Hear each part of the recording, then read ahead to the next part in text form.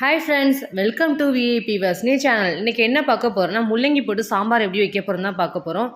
சிம்பிளான முறையில் வீட்டில் எப்படி சாம்பார் வைக்கிறது அப்படின்னு உங்களுக்கு நான் காமிக்க போகிறேன்.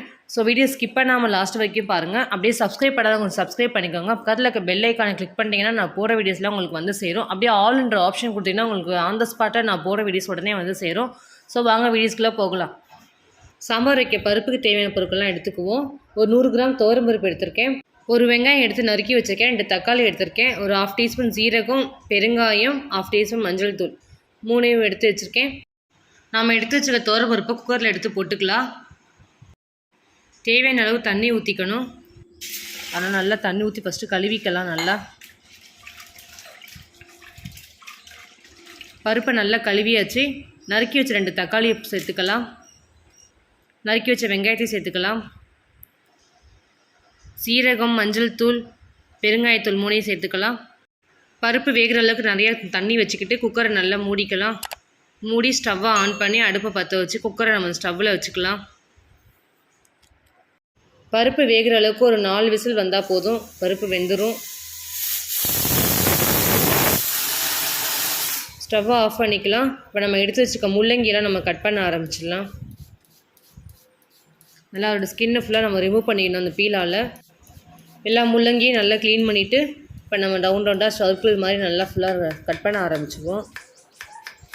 இல்லை முள்ளங்கி போட்டால் சாம்பார் நல்லா டேஸ்ட்டாக இருக்கும். அது ஒரு ஃப்ளேவர் கொடுக்கும். சமைக்கும் போதே நமக்கு அந்த ஸ்மெல்லு வரும். நல்லாயிருக்கும் அந்த டேஸ்ட்டே.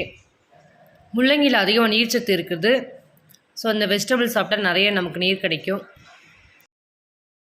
எல்லா முள்ளங்கியும் நல்லா நறுக்கியாச்சு. ஒரு பவுலில் மாற்றி வச்சுட்டோம். இப்போ நம்ம சாம்பார் வைக்க ஸ்டார்ட் பண்ணிடலாம். முள்ளங்கி 1 கப்பு, கொத்தமல்லி, கருவேப்பிலை தேவையான அளவு உப்பு, புளி ஒரு சின்னதாக கொஞ்சம் ஊற வச்சுருக்கேன் லைட்டாக. அப்புறம் தேவையான அளவு வீட்டு மிளகாய்த்தூள். குக்கர் விசில் போயிடுச்சான்னு பார்ப்போம். விசில் நல்லா போயிடுச்சு. இப்போ நம்ம ஓப்பன் பண்ணி பார்க்கலாம். நல்லா பருப்பு வெந்திருக்குது. இங்கே பாருங்கள், கரண்டியால் எடுத்து காமிக்கிறேன். நல்லா பருப்பு குக்காக இருக்குது. இப்போ நம்ம எடுத்து வச்சுக்க வெஜிடபிள்ஸ் எல்லாம் போட்டுக்கலாம். நறுக்கி வச்ச எல்லா முள்ளங்கியும் சேர்த்துக்கலாம். நம்ம காரத்துக்கு தேவையான அளவு மிளகாய்த்தூள் சேர்த்துக்கலாம். வீட்டு மிளகாய்த்தூள் ஒரு 3 ஸ்பூன் நான் போட்டிருக்கேன். எங்கள் வீட்டுக்கு ஏற்ற மாதிரி, உங்கள் காரத்துக்கு ஏற்ற மாதிரி நீங்கள் போட்டுக்கோங்க. தேவையான உப்பு போட்டுக்கலாம். குழம்பு கொதிக்கிற அளவுக்கு ஒரு 2 டம்ளர் தண்ணி ஊற்றிக்கலாம். ஸ்டவ் ஆன் பண்ணிக்கலாம். அடுப்பை பற்ற வச்சுக்கலாம். நம்ம எடுத்து குக்கரை தூக்கி நம்ம அடுப்பு மேலே வச்சுக்கலாம். நல்லா கரண்டி வச்சு நல்லா மிக்ஸ் பண்ணிக்கலாம். அந்த குழம்ப நல்லா முள்ளங்கி நல்லா வேகணும் நமக்கு. ஏன்னா எவ்வளோ வெந்தாலும் அந்த முள்ளங்கி உடையாது மேக்ஸிமம். நல்லா மேலே குக்கரோட மூடியை போட்டு நல்லா கொதிக்கட்டும். குழம்பு நல்லா கொதிக்கிறதுக்கு கொஞ்சம் நேரம் வெயிட் பண்ணலாம். 10 நிமிஷத்துக்கு நல்லா வேகட்டும். நல்லா அரை வேக்காடு நம்ம காய் வெந்ததுக்கப்புறம் நம்ம அந்த எடுத்து வச்சுக்க புளியை எடுத்துகிட்டு நம்ம கரைச்சி நம்ம குழம்புல ஊற்றணும். நல்லா வேகுது. ஒரு அரை வேக்காடு காய் வெந்துச்சுன்னா போதும். நம்ம அப்போ தான் ஊற்றணும். முன்னாடியே ஊற்றிட்டோன்னா காய் வேகாது.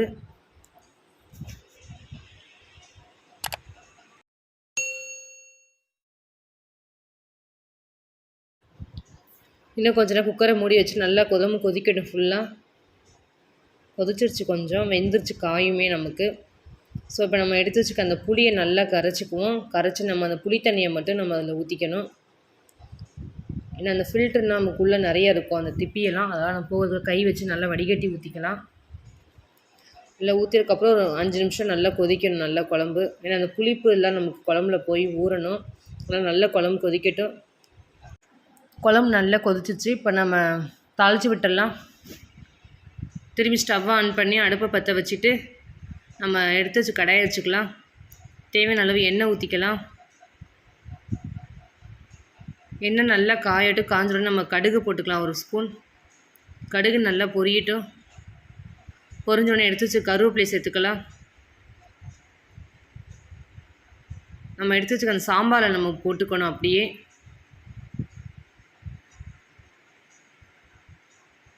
லைட்டாக மேலே கொத்தமல்லி தூவிக்கிட்டால் சாம்பார் செம்ம ஸ்மெல், நல்லா டேஸ்ட்டாக இருக்குது. நல்ல ஃப்ளேவர் தருது.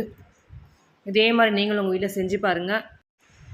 என்னோடய ஸ்டைலில் சிம்பிளான முறையில் உங்களுக்கு நான் முள்ளங்கி சாம்பார் செஞ்சு காமிச்சிருக்கேன். இந்த சாம்பார் தோசை, இட்லி எல்லாத்துக்குமே தொட்டு சாப்பிட்லாம். செம்ம டேஸ்ட்டாக இருக்கும். இதே மாதிரி நீங்களும் உங்கள் வீட்டில் செஞ்சு பார்த்துட்டு எப்படி இருந்துச்சு சொல்லுங்கள். கமெண்ட் பண்ணுங்கள், லைக் பண்ணுங்கள், ஷேர் பண்ணுங்கள், சப்ஸ்கிரைப் பண்ணுங்கள். பக்கத்தில் இருக்க பெல் ஐக்கானை கிளிக் பண்ணிவிடுங்க. Thank you friends.